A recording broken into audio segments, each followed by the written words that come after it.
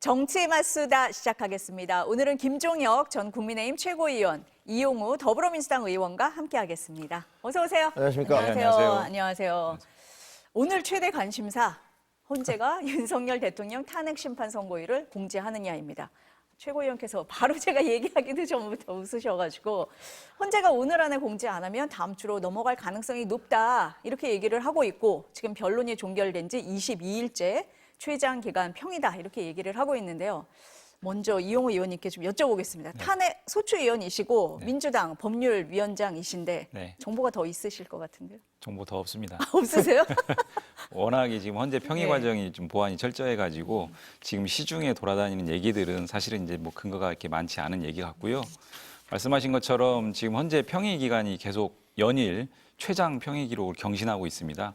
지금 상황에서는 헌법재판관 분들께서도 이런 국민적 어떤 불안이라든지 사회적 혼란 가중되고 있기 때문에 신속하게 선고해야 된다 이런 말씀 좀 드리고요. 그런 부분들 인식하고 있지 않을까 생각합니다. 그래도 저희보다는 정보 많으실 것 같은데 언제로 예측하세요? 일단 매번 지난 그 탄핵 선고가 이제 금요일 날 있었기 때문에 이번 주에도 이제 금요일 날 저희가 이제 조심스럽게 예상을 하고 그래서 오늘 선고 통지를 하거나 저는 하루 간격 두고 통지할 가능성도 있다. 그래서 내일까지도 좀 지켜볼 수 있다 이런 생각은 들고 금요일 오전에 보통 해왔기 때문에 이번 주 금요일 오전 조심스럽게 예상합니다. 조심스럽게 예상하셨고 언론사 편집국장 출신의 여당 최고위원을 지내셨는데 정보가 어떻게 들리고 계십니까? 좋은 점 하나는 정보가 전혀 새고 있지 않구나. 헌재에서 안 세요, 여당이고 지금? 야당이고 간에 네. 그게 만약에 조금이라도 그 비슷한 낌새가 흘러나와서 어디선가 먼저 얘기가 되면 그러면 헌재 판결에 대해서 어떻게 얘기가 나오겠습니까? 어느 쪽에서든지 야 이건 짜고 치는 고스톱이다 말도 안 돼라고 큰일이 날 겁니다.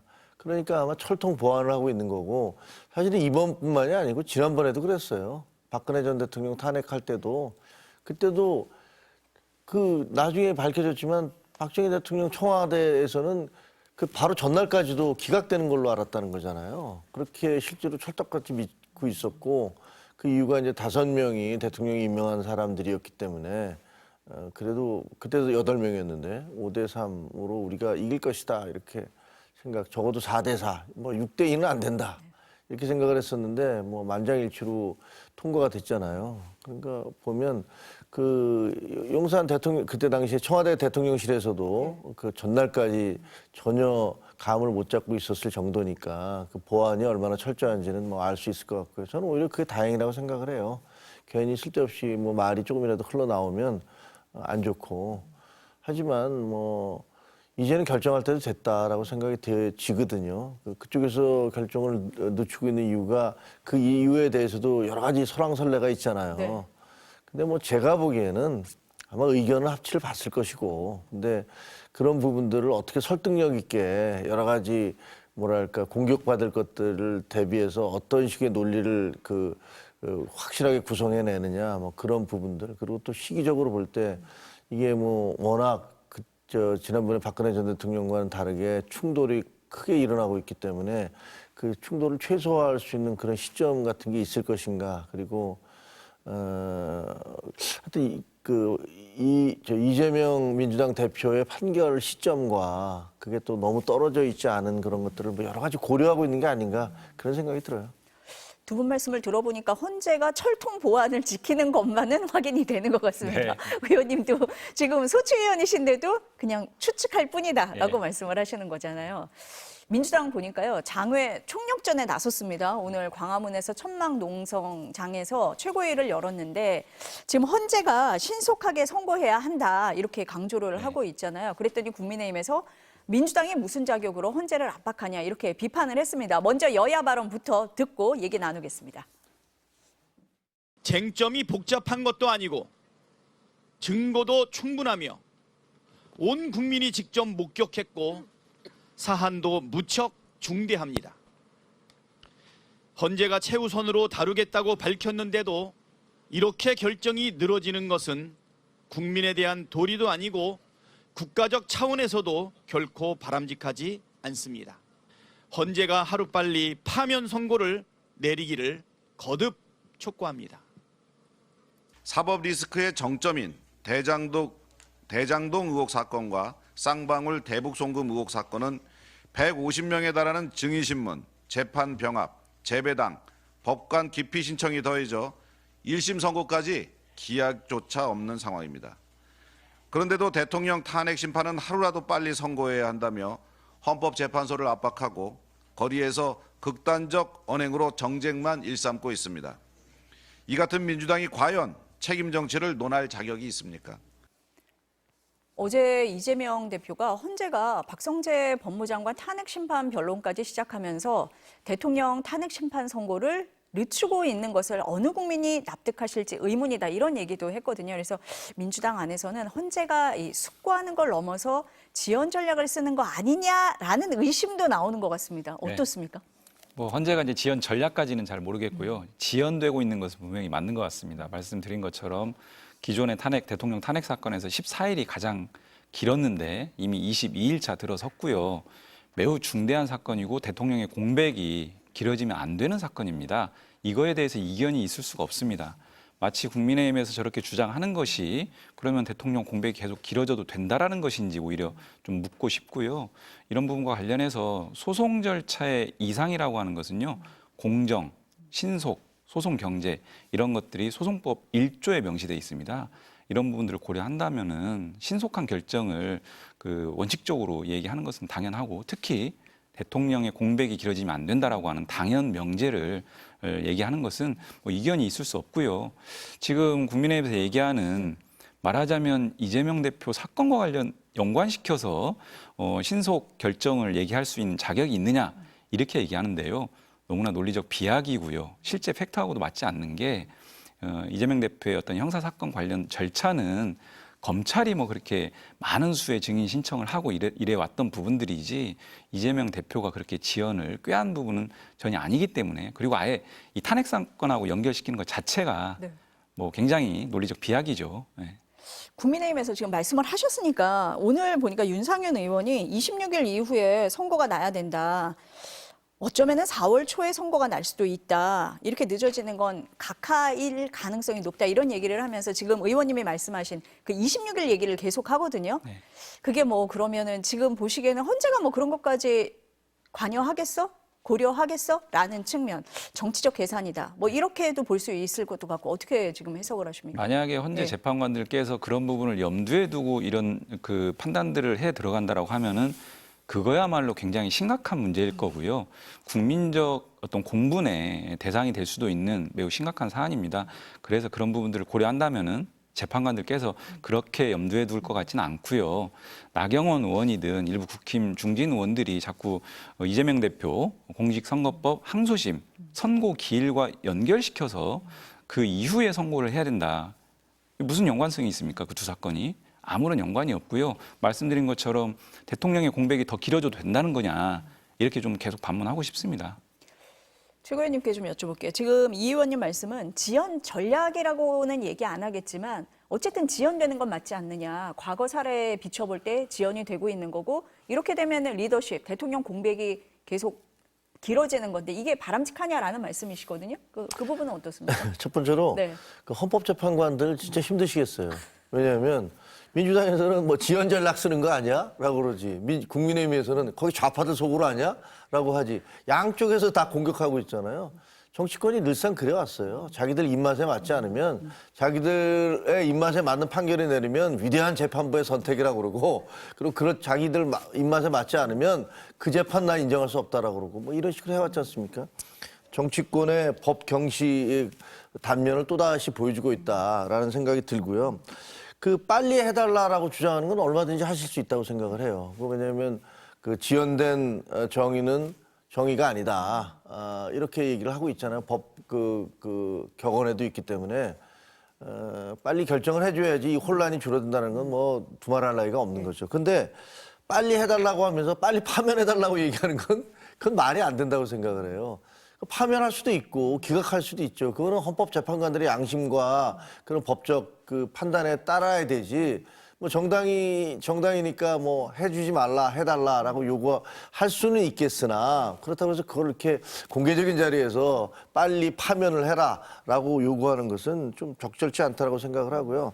저는 이용우 의원님하고 조금 생각은 다른 건 민주당에서도 그 1심 재판에서 799일 걸렸어요. 이재명 그 대표에 대한 그게 도대체가 1년 내에 끝내야 되는 그 대법원까지 끝내야 되는 선거법 그 공직선거법 재판이 어떻게 1심에서만 799일이 걸릴 수 있겠습니까? 그 지연 전술이 없으면 그게 가능했겠습니까? 그리고 이번에도 보니까 2심 재판할 때 통지서가 갔는데 주소가 불명이어서 통지서가 안 갔다라고 해서 막 언론이 비난이 빗발치고 그랬잖아요. 그러니까 나중에 수령을 했고, 그다음에 계속 헌법재판소에다가 위헌 법률 신청을 해서 과거에 본인이 했다가 이미 당한 것을 또 하고 이러고 있단 말이에요. 이건 지연 전략이라고 보여지잖아요. 그러니까 제가 보기에는 뭐 저는 지연 전략 헌법재판소에서 하고 있다고 생각하지 않습니다. 하지만 민주당이 헌법재판소에서 그렇게 비판하는 건 좀 부적절해 보인다는 생각은 들어요. 반론하시겠어요? 네. 예, 뭐 이견을 계속 표출하고 싶지는 않지만 네. 말씀 주셨으니까 이제 1심의 그 재판 기간이라고 하는 것은 검찰의 증인 신문이 핵심적으로 작용한 겁니다. 그러니까 검찰이 굉장히 많은 다수의 증인을 신청을 검찰이 했어요. 그 검찰이 신청한 증인에 대해서 증거 조사를 하다 보니까 이제 길어진 측면이 가장 주 요인이고요. 그다음 위헌 신청이라고 하는 것은 어떤 법률의 위헌성이 있을 때 그 부분과 관련해서 할 수 있는 정당한 방어권, 변론권의 일환이고 이게 지연하고 연결되지 않는 게요. 위헌 법률 심판 제청 신청을 했을 때 재판부가 보기에 이 법률은 위헌성이 있어 보인다. 그럴 때 재판이 중단되고 헌법재판소에 넘기는 겁니다. 그것은 너무나 당연한 거예요. 위헌성이 있는 법률을 그대로 적용해서 판결하면 안 되잖아요.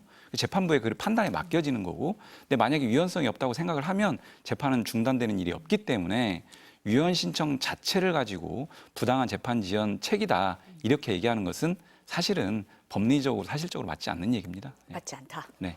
국민의힘에서요. 지금 이제 계속 이재명 대표의 2심 재판, 그 26일 얘기를 계속 하고 있고 한덕수 국무총리 탄핵 심판 선고부터 먼저 해라. 이렇게 되면 이제 윤 대통령 탄핵 심판 선고도 좀 늦어지는 그런 결과가 되거든요. 맞아요. 그렇게 주장을 하고 계시잖아요.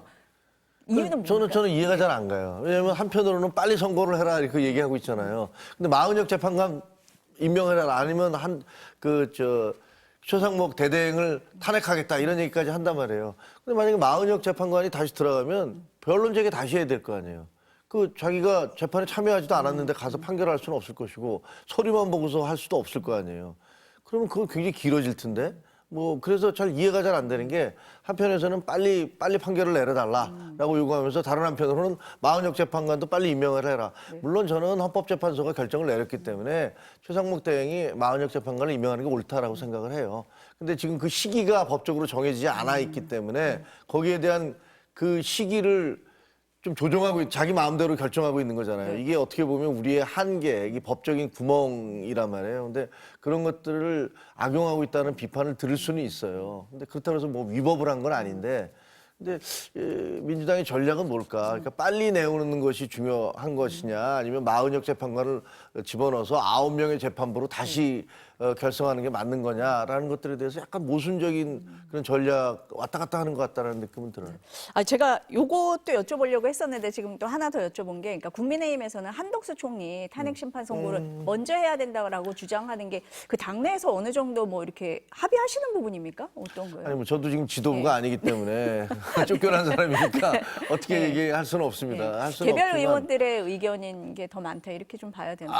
각자의 네. 법률적 상식에 따라서 그 주장을 하는 것 같아요. 한덕수 총리에 대해서 만약에 선고를 하면 이게 불법, 예를 들면 위법이다라고 되면 다시 돌아가야 되잖아요.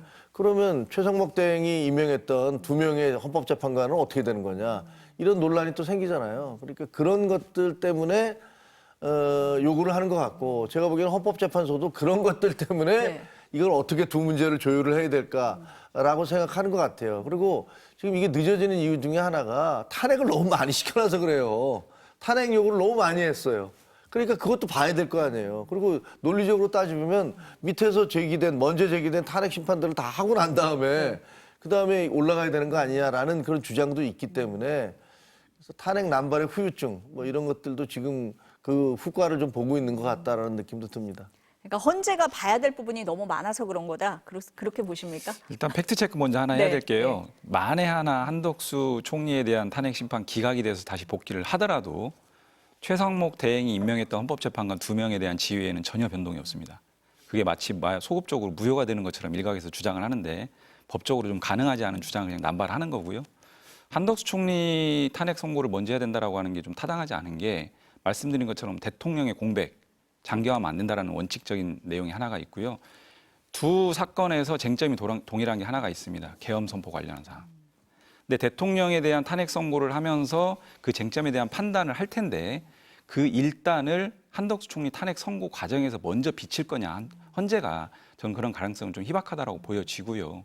그렇기 때문에 이런 상황들을 고려하면 그리고 또 우리 많이 얘기하는 선입선출 네. 그 순서에 따르더라도 윤석열 탄핵 소추가 먼저 있었기 때문에 신속하게 이 부분들을 먼저 좀 정리를 해야 된다 이렇게 생각을 합니다. 지금 짚어볼 부분이 많다 이렇게 두 분 다 말씀을 하고 계신데 일부 언론에서요 이재명 대표가 당 지도부를 한정식 집에 불러서 왜 이렇게 탄핵 선고가 늦게 나는 거야? 좀 빨리 할 수는 없어? 뭐 이렇게 답답함을 토로하면서 논의를 했다라는 보도가 나오고 있는데 그렇습니까? 보도는 봤는데 제가 그 자리에 있지는 않았고요. 네. 그래서 아마도 그런 것 같습니다. 아까 제가 말씀드린 것처럼 이미 최장 평의 기록을 계속 경신하고 있고 국민분들이 너무 힘들어하고 계시거든요. 저도 이제 우리 민주당 의원님들하고 같이 거리에 이제 계속 나가는데 지난 주말부터 국민들의 이제 목소리나 분위기가 좀 바뀐 게 헌법재판소의 재판관분들을 향하고 있어요. 이제 왜 이렇게 이 사건 느려지고 있지? 너무나 탄핵 소추 사유는 간단하고 명징한 것 같은데 무슨 이유 때문에 왜 이렇게 우리를 힘들게 하지? 이런 목소리들이 점점 더 가중되고 있거든요. 그래서 저는 이런 부분들에 대한 어떤 국민의 대표로서 이런 목소리들을 좀 내고 있는 거 아닌가 이런 생각이고요. 저 또한 그 지점에 전적으로 동의를 하고 이제는 헌법재판소가 결론을 내려야 될 시점이다. 이런 말씀 드리고요. 네. 아까 우리 최고위원님께 말씀하신 네. 지점 한 가지만 좀 말씀을 보태고 넘어가면 마은혁 재판관에 대한 이 불임명, 이 미임명 사태가 계속 장기화되고 있는데요. 이것은 그 위법이 아니다라고 뭐 기한이 정해지지 않기 때문에 말씀 주셨는데 명백한 위헌 위법입니다. 그러니까 기한이라고 하는 게 정해진 기한이 없고요. 그냥 바로 임명해야 돼요. 바로 임명해야 되니까 기한을 안 정한 거다? 네. 그리고 심지어 헌법재판소에서 다시 한번 그걸 확인했어요. 이건 국회의 권한을 침해한 것이고 위헌이야.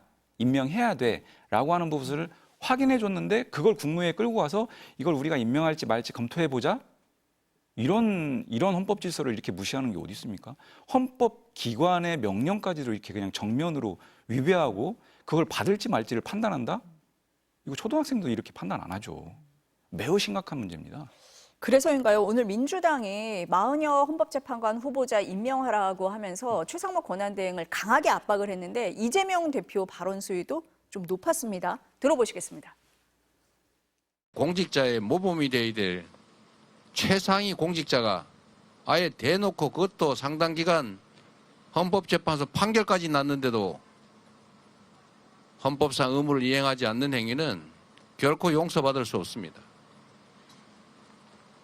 최상목 대통령 직무대행은 지금 이 순간부터 국민 누구나 직무유기 현행범으로 체포할 수 있기 때문에 몸조심하기 바랍니다. 발언 수위 좀 높죠? 박찬대 원내대표가 어제 오늘까지, 그러니까 어제 이제 내일이라고 얘기했으니까 오늘까지 마은혁 재판관 임명하라라고 시한까지 박았어요. 네. 민주당이 지금 강하게 나오는 이유 뭐라고 봐야 됩니까? 그 의원님 말씀하신 그 연장선상입니까? 네, 저는 이런 최고 권력자가 헌법을 이렇게 유린하는 과정들에 대해서는 분명한 책임 추궁이 있지 않으면 이번에 우리가 계엄과 내란 사태에서 보는 것처럼 법제도로 과연 모든 걸 다 막을 수 있겠느냐. 헌법과 계엄법에는 계엄 요건과 절차가 매우 엄격하게 돼 있습니다, 실제로. 근데 그걸 다 무시하고 그냥 하잖아요. 근데 법제도를 다 바꾼다고 해서 다 이후에 어떤 최고 권력자가 또다시 이런 일을 안 벌일까. 저는 이런 부분들에 대한 재발 방지를 위한 가장 중요한 기제가 원칙대로 정확하게 책임 추궁을 하는 것이다.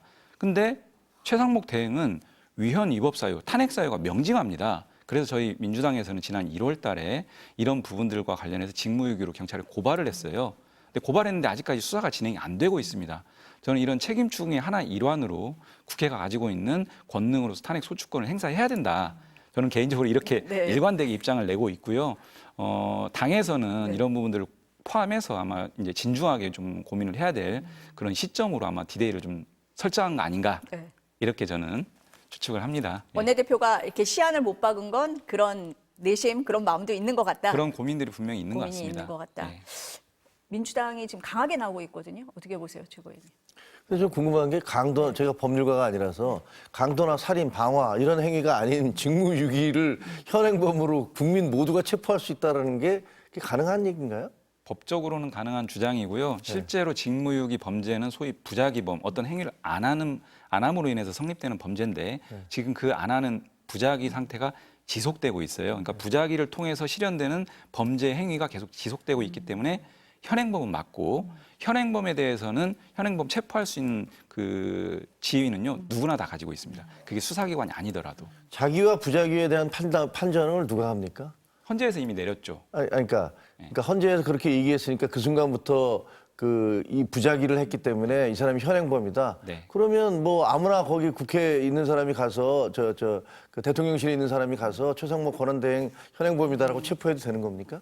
그러니까 어떤 현행범 법적으로 체포라고 하는 것은 네. 체포 과정이기 때문에 법원에서 유죄 확정이 나기 전에 하는 행위거든요.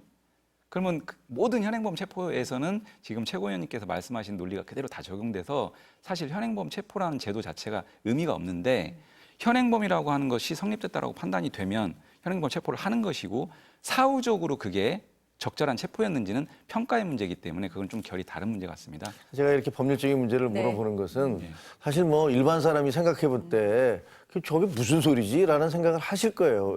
모르겠습니다. 정확히 법조항으로 어떻게 되는지는 변호사분들이나 법률가들이 따지셔야겠지만 일반인의 정상적인 상식으로는 저게 말이 되는 소리야? 이런 생각이 들거든요. 대통령 권한 대행을 현행범이니까 아무나 가서 체포할 수 있고 그리고 그러니까 당신 몸 조심해라. 라는 표현이 이게 정치 지도자가 할 수 있는 발언인지에 대해서는 상당히 의아해요.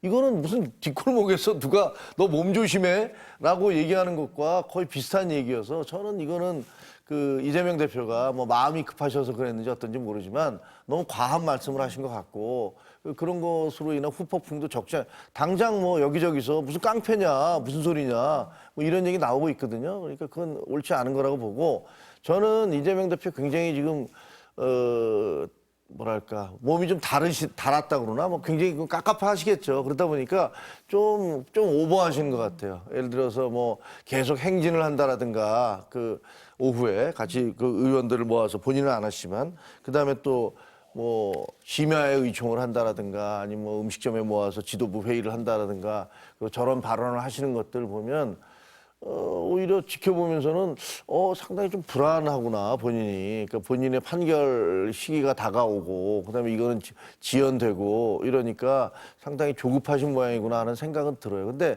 분명히 저는 판결은 빨리 내려줘야 된다고 생각을 합니다. 어떻습니까? 민주당이 오늘 밤 9시에 의총한다라는 네. 얘기도 있거든요. 네. 그 조급함 때문입니까? 네, 이걸 조급함이라고 평가하면은 국민들에 대한 조급함이라고 또 평가하는 거하고 다르지 않고요. 사실 국민들이 계속 나오셔가지고 주말이든 평일이든 저녁이든 낮이든 계속 목소리를 내고 계시거든요. 국민분들한테 조급하다라고 할 수 있을까요? 저는 이 상황이 계속 지연되는 것은 이견이 없는 것 같고요.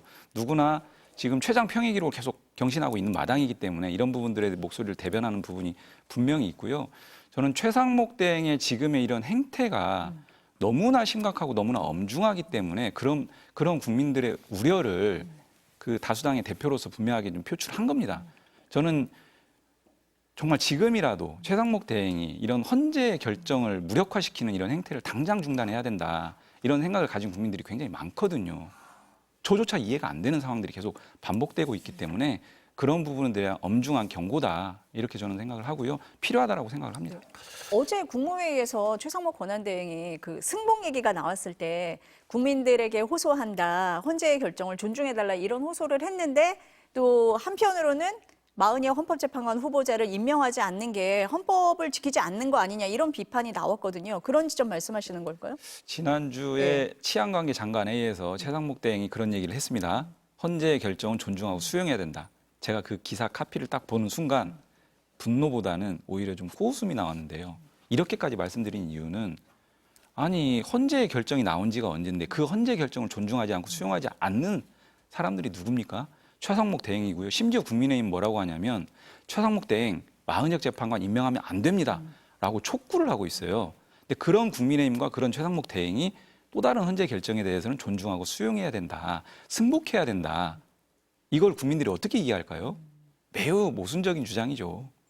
어떻습니까? 그 주장은? 뭐 저는 이렇게 생각해요. 그러니까 그 정치적인 발언과 법률적인 발언이 뭐 나뉠 수가 있을 텐데 그 지금 민주당에서 그 지금까지 29번에 대해서 탄핵을 냈잖아요. 근데 다 기각되고 있잖아요. 그거를 그 민주당에서는 그 정당한 탄핵 소추를 한 것이다라고 얘기를 하지만 결국은 헌법재판소에서 다 만장일치로 기각되거나 뭐 4대4로 기각된 게 제일 가장 큰 차이긴 했지만 그런 걸 보면 민주당의 탄핵 남발은 결국은 정치적인 것이었다. 이런 생각이 들어요. 이런 생각이 들고 아마 저는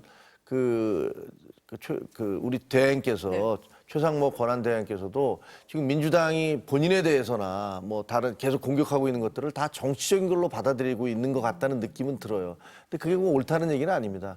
헌법재판소에서 일단 결정을 내렸기 때문에 그걸 따르는 게 조속한 시일 내에 따르는 게 맞다라고 저는 생각을 해요. 하지만 그렇기 때문에 지금 이제 대통령 탄핵에 대해서는 이게 길거리에서 시민들이 부딪히고 있잖아요. 뭐 양당 모두 우리가 국민을 내세우고 있지만 사실은 자기들을 지지하는 국민만 얘기하고 있는 거 아닙니까? 예를 들면 민주당 탄핵을 찬성하면서 빨리 하라는 국민들이 광화문의 한 반쪽을 메우고 있고 나머지 반쪽은 또 탄핵하지 말라고 그러면서 최대한 늦추라고 하는 사람들이 반쪽이란 말이에요. 그러니까 뭐 정치권이 국민을 앞세워서 얘기하는 건 그냥 자기들의 필요에서 얘기하는 것일 뿐이고 정확히는 국민들도 여야와 마찬가지로 정확히 갈려져 있죠. 저기 갈려져 있어서 빨리 그래서 헌법재판소가 판결을 내려주기를 원하는 것이고요. 그래서 뭐 질문하신 대로 최상목 대행이 얘기한 것이 논리적인 모순이 있죠. 왜냐하면 본인 자신도 헌법재판소에서 내려진 결정을 지연하고 있으니까 그런 부분에 있어서는 뭐 비판받을 수 있다고 생각하는데 그 취지 자체는 만약에 판결이 내려졌을 경우에 대규모 충돌이라든가 뭐 여야가 갈등이랄까 이런 것들을 이런 게 정말 이루어 있으면 안 되겠다라는 어떤 그런 충정으로 얘기한 것이다 이렇게 받아들이고 있습니다. 민주당의 의원총회 시간을 밤 9시로 정한 게요. 네. 오늘 헌재가 뭐 날짜를 공지할 거냐 그 부분 또 뭐 최상목 권한대행에 대한 탄핵 여부 이런 걸 논의하기 위해서입니까? 의제가 뭐가 될지는 좀 저도 이제 지켜봐야 될 것 네. 같은데요. 아무래도 이제 그 거리 행진하고 오늘도 행진을 합니다. 거리 행진하고 또 저녁에 집회도 있고 그 마무리하고는 이제 좀 모이자라는 취지인 것 같고 또 선고 통지를 좀 최대한 좀 지켜보고 그것까지를 놓고 좀 네. 한번 의견을 모아보자 이런 취지가 있는 것 같고요. 그 최고위원께서 이제 소위 말하는 탄핵 그 계속되는 탄핵 말씀을 주셨는데 한편으로는 이런 지점도 있는 것 같습니다. 윤석열 대통령이 들어와서 거부권 행사가 40건입니다. 대행까지 포함하면. 그리고 최상목 대행의 거부권 행사가 법률안 9건에 대해서 거부권을 행사를 했습니다. 역대 최대거든요. 그러니까 이승만 독재 정권 하에서 그 40건 이상을 했지만 그 집권 기간을 놓고 비례적으로 보자면 가장 빠른 가장 많은 거부권 행사거든요. 입법부 자체를 사실상 부정하는 거 아니냐. 이런 부분이 하나가 있고요. 두 번째는 예를 들면 얼마 전에 그 헌재에서 검사 3인에 대한 탄핵 소추 기각은 했지만 도이치모터스 그 주가 조작 사건 관련해서 수사가 부적절하다 이런 거 지적했지 않습니까? 아무리 밖에서 정치권이든 법조인이든 그런 부분들을 지적을 해도 바뀌지 않는 게 검찰의 모습이었습니다. 헌재에서 이런 판단들을 한 번씩 해주는 거거든요. 저는 전혀 바뀌지 않는 윤석열 정부의 행태에 대한 국회가 가진 권한을 정당하게 행사한 측면 분명히 있다. 뭐 기각 결론만 가지고 얘기할 건 아니다 이런 말씀도 드리겠습니다. 근데요, 그 대통령이 이제 거의 40건에 달하는 거부권을 행사한 거 이승만 정부 이후에 최다다 뭐 그런 비판 받을 수 있다고 생각합니다. 근데 그 29건에 달하는 탄핵도 해방 이후 어디서도 사례를 찾아볼 수가 없습니다. 현직 장관에 대해서 탄핵안을 냈다가 만장일치로 기각을 당하지 않았습니까? 그러니까 이게 사실 닭이 먼저다 달걀이 먼저다라고 공격하는 식이지 엄밀하게 얘기하면 그냥 정치가 파탄 난 거예요. 대통령이나 이재명 대표가 이끌고 있는 민주당이나 양쪽에서 충돌을 하면서 한쪽은 그 줄탄핵으로 공격을 하고 한쪽에서는 계속 거부권 행사를 하면서 그러면서 양쪽의 어떤 그 갈등이랄까 충돌 이런 것들이 그 에스컬레이트 이렇게 심화되어 왔던 그런 과정이기 때문에 뭐 어느 한쪽을 비판하기는 사실은 이 시대의 가치학은 뭐 이 의원님이나 저나 다 정치하는 사람들인데 우리 모두의 책임이지 상대방에게만 손가락질하기는 참 어려운 그런 측면이 있습니다. 그 최고위원님께서 그 최상목 권한대행에 대해서 말씀을 하실 때 이제 정치적인 면, 법률적인 면 이렇게 말씀을 하셨잖아요. 네. 그럼 최 대행 입장에서는 이 탄핵이라는 것도 민주당이 지금 탄핵을 추진하겠다는 것도 정치적으로 해석을 해서 하지 못할 거다라고 보기 때문에 좀 버티는 면, 그런 면도 있다고 보십니까? 민주당에서 그런 면도 좀 고심을 하실 것 같은데요. 저는 최 대행이 그런 면을 네. 뭐 충분히 고려하고 움직이고 있다라고 저는 생각을 하고요. 그러기 때문에 더 문제라고 생각을 합니다. 그러니까 행보 어떤 언동의 기준이라고 하는 것이 헌법과 법률을 중심으로 하는 어떤 체제의 그 질서 속에서 이제 판단들을 해 들어가야 되는데 그렇지 않고 그런 정치적 판단을 계속 반복적으로 하는 것 자체가 이 사단을 초래한 거 아니냐 이런 생각도 들고요. 그런 지점에서 매우 좀 규탄스럽습니다. 의총에서 어떤 얘기가 나올지는 좀 지켜봐야 될 것 같습니다. 탄핵 심판도 진행이 되고 있고 형사재판도 진행이 되면서 12.3 비상계엄 정황이 이제 뭐 속속 드러나고 있습니다. 어제 MBC가 단독 보도한 내용인데요. 조금 충격적이라서 좀 소개를 드릴게요. 군이 12.3 비상계엄을 앞두고 시신을 담는 종이관 제작을 문의하고 시신을 임시 보관하는 영현백을 3,000개 넘게 사들였다. 이런 내용인데요. 일부 내용 들어보시겠습니다. 지난해 8월 22일 이군단 사령부 소속 군무원이 서울의 종이관 제조업체에 연락을 했습니다. 군부대에서 근무 중인데 영현, 즉 시신이동 보관업체를 알아보고 있다며 제작 소요 시간은 물론 한 번에 몇 개까지 운송할 수 있냐고 물었습니다. 그러면서 사망자가 예를 들어 3,000개가 필요하다면 어떻겠냐고 말을 꺼낸 뒤 종이관 1,000개를 구매할 경우 가격이 얼마냐고 구체적으로 문의했습니다. 또 육군이 실제로 시신을 임시 보관하는 영현백을 대량으로 사들인 사실도 추가로 확인됐습니다. 지난해 1월 1,883개였던 육군의 영현백은 1년 내내 비슷한 수준으로 유지하다 돌연 12월에 4,940개로 크게 늘었습니다. 평소 보유량의 2배 가까운 3,114개를 갑자기 구입한 건데 MBC가 기록을 확인한 2021년 이후 육군이 이렇게 많은 영현백을 보유한 적은 없었습니다. 저는 영현백이라는 표현을 처음 듣기는 했는데 군에서는 비상계엄과 무관하다 이렇게 해명을 했는데 저희가 노상원 전 사령관 수첩을 알고 네. 있잖아요. 거기 보면 뭐 정치인, 판사 수거해서 사살하려고 했다 뭐 이런 단어들이 나오잖아요. 그래서 이 연관지어서 의혹을 제기하지 않을 수가 없거든요. 어떻게 보십니까? 글쎄요, 근데 뭐 저 취재가 어느 정도 정확한지를 잘 몰라서 지금 이렇게 많은 영현백을 보유한 적이 없다. 그럼 그 백을 왜 했던 거냐에 대한 설명은 없었나요? 근데 그게 참 궁금한데. 군에서는 뭐라고 얘기했냐면 2022년도에 합참에서 장기 계획을 세웠는데 그게 12월에 한꺼번에 들어온 거다. 12월? 8월? 지난해 12월에 예. 한꺼번에 들어온 거다. 원래 2022년도에 장기 계획을 세웠다. 그런데 그동안 안 들어오고 있다가 그게 12월에 한꺼번에 들어온 거다. 이렇게 해명을 했습니다. 아, 그래요? 네. 일단 8월 달에 구입을 알아봤다는 거 아니에요. 근데 8월 달에 알아봤으면 12월 달에 계엄이 있었는데 물론 이제 보면은 그 이전부터 대통령이 여러 가지 계엄에 대한 충동을 계속 갖고 있었다는 것은 뭐 조사를 보면 나타나더라고요.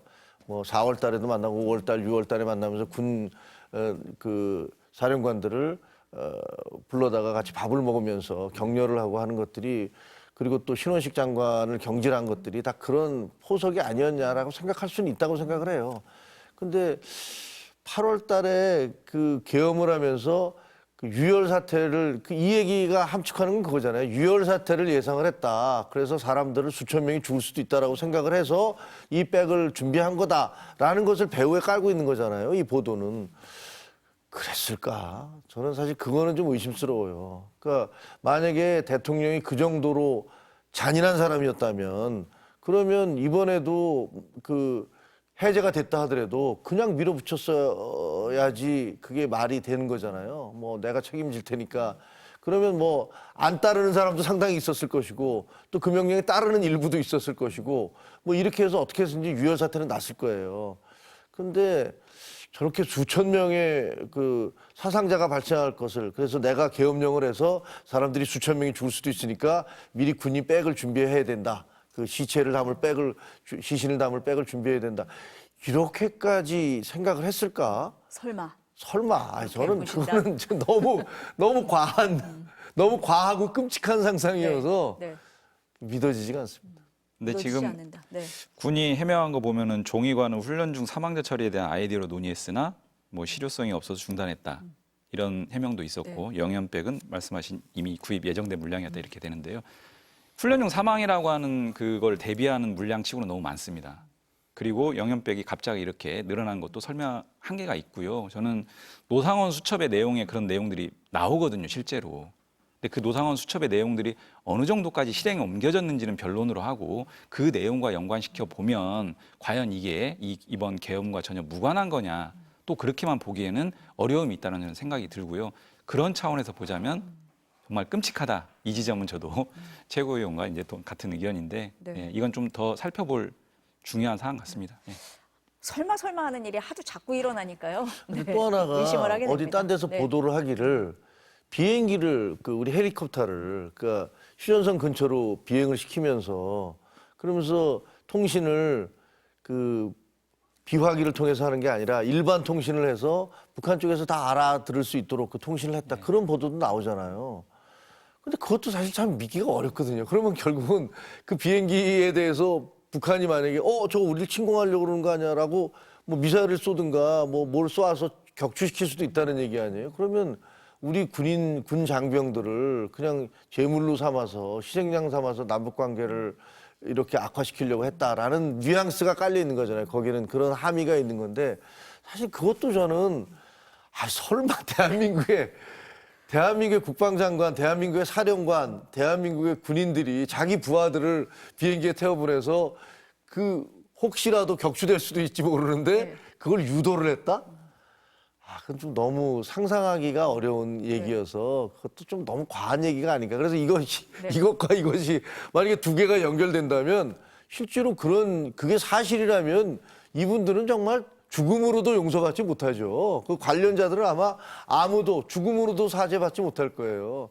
근데 저는 설마 그럴까 그런 너무 과한 보도가 아닐까라는 생각이 들어요. 수사가 필요한 지점이라고 생각하는 게요. 저희가 이제 민주당에서 그 소위 외환 유치죄 또는 일반 여적죄 이런 외환죄와 관련된 내용도 고발을 해놓은 게 있습니다. 지금 말씀하신 내용뿐만이 아니고 기억해 보시면 평양의 무인기 보낸 이런 부분들과 관련해서 도발을 유도해서 이런 그 계엄과 내란의 어떤 그 배경을 좀 만들려고 하는 의혹들이 계속 제기됐는데 이런 부분들에 대해서는 엄중하기 때문에 수사가 필요하다. 이런 내용으로 국가수사본부에 이제 고발을 해놨는데요. 그런 부분들을 포함해서 좀 분명하게 수사기관에서 살펴봐야 될 지점입니다. 설마 하는 일이 일어나다 보니까 어쨌든 수사기관에서 이 부분도 좀 짚어봐야 된다 이런 말씀이셨습니다. 당 얘기 짧게 좀 여쭤봐야 될 것 같은데요. 민주당에서 장외 집회하면서 이재명 대표와 비명계가 이제 하나가 됐다라고 봤는데 최근에 다시 비명계가 이 대표를 좀 비판하고 공격하고 있다. 뭐가 좀 달라진 건가? 이런 얘기들이 나오는데 어떻습니까? 그럼 뭐 비판의 목소리가 있나요? 없습니까? 크게 없는 네. 것 같고요. 이제 일부에서 뭐 이제 다른 어떤 분들이 이제 말씀하실 수는 있는데 네. 저는 지금 상황은 이 계엄과 내란을 조기에 종식시키고 무너진 대한민국을 이제 일으켜 세우는 이 지점에서는 누구도 이견이 없고 거기에 힘을 모아야 된다. 이 지점에 대해서도 뭐 당연히 이견이 없을 것 같고요. 뭐 다른 여타의 어떤 일부 이견들은 네. 크게 뭐 이게 중요한 부분은 아니라고 생각을 하고 오히려 이재명 대표가 계속적인 어떤 통합 행보를 하고 있지 않습니까? 먼저 선제적으로 만나서 얘기하자 이런 행보들을 계속 해오고 있기 때문에 뭐 크게 이제 저는 뭐 걱정할 수준은 아니다 이렇게 생각을 합니다. 예. 네, 뭐 뉴스화될 정도는 아니다. 예. 네. 한동훈 대표 좀 여쭤봐야 될 것 같아요. 대구 다녀오셨잖아요. 네. 거기서 별로 환영 안 해주실 것 같은데 왜 대구를 가셨을까요? 환영 받았잖아요. 환영 받은 네, 겁니까? 근데 어제 네. 경북대학교에서 그쪽에서 초청이 와서 이제 간 건데 그 경북대학교에 지금 화면 보입니다만 네. 저기 그 250명 정도가 꽉 채우고 못 들어가는 학생들도 상당히 있었고요. 네. 그리고 끝나고 난 다음에 보면 알지만 뭐 사인이라든가 뭐 학생들이 와서 사진 찍는 거며 뭐 굉장한 인기였다고 그래서 같이 갔다 온 의원들한테 제가 통화를 했거든요. 그랬더니 자기들도 깜짝 놀랐다. 대구 가서 굉장히 홀대 받으면 어떡하나. 또 20대 뭐 젊은 20, 30대가 대구에서 한동훈 대표에 대한 지지도가 별로 없다는 여론조사가 있으니 이거 어떻게 할까 뭐 이런 고민을 했었는데 정반대 현상이었고 다른 분들이 앞에서 한 100여 분 정도가 와서 시위를 했다고 해요. 근데 뭐 하는 분들이 지금 우리 부산에 그 북콘서트 갔을 때 시위했던 분들이 여기 또 와 있네. 뭐 옮겨 다니면서 하시는 거예요? 이런 얘기도 하고 네. 실제로 보니까 무슨 건사랑인가 김건희 여사 뭐 지지하는 그런 사이트에서는 뭐 내일 경북으로 내려가서 한동훈 대표 이거 하는데 항의하자고 막 그렇게 막 사발통문도 돌고 그래서 저는 뭐 한 500~600명 오는 줄 알았어요. 그랬더니 뭐 얼마 안 오셨더라고요. 안 오시고 그 당도 뭐 이게 확실한 건 아닙니다만 저분 자통당에서 온 분들이고 그다음에 심지어는 뭐 조원진 그 대표의 뭐 우리 공화당에서 온 분들이라고 막 주장을 하니까 그런 분들이 다 모였던 게 아닌가라는 생각이 들어요. 그래서 실제로 현장에서 행사에 참여한 학생들로부터는 많은 환영을 받았고 그리고 그 전문적으로 쫓아다니면서 반대하시는 분들로부터는 공격을 받았고 그게 실상이었다.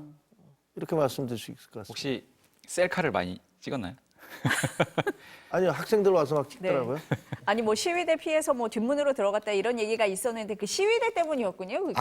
그게 네. 처음에 내려와서 에스컬레이터 들어갔는데 두 번째 나올 때는 그 앞쪽에서 그 시위대가 막 막고 있으니까 그러니까 거기서 충돌하지 않는 게 좋겠다. 거기서 현장에 있는 사람들이 저한테도 전화를 해주시고 그래서 보니까 나중에 이렇게 그분들하고 충돌해서 뭐 하겠습니까? 그러니까 뒷문으로 나간 거죠, 피해서. 근데 그거는 사실은 그 전체 인원에 비하면 아주 소수에 불과해요. 그렇지만 아무리 소수라더라도 그분들이 노리는 건 카메라 막 돌아가 그러는데 막 생욕을 하고 막 이런 것들이 나가는 걸 원하는 거잖아요. 그러니까 그런 것들을 우리가 뭐 일부러 맞부닥칠 필요는 없으니까. 근데 일부에서는 또 뭐 피해갔다, 뭐 도망갔다 이런 식으로 얘기하는 건 전혀 사실이 아니다. 이 의원님 보시기에 한동훈 전 대표의 행보 어떻게 보이세요?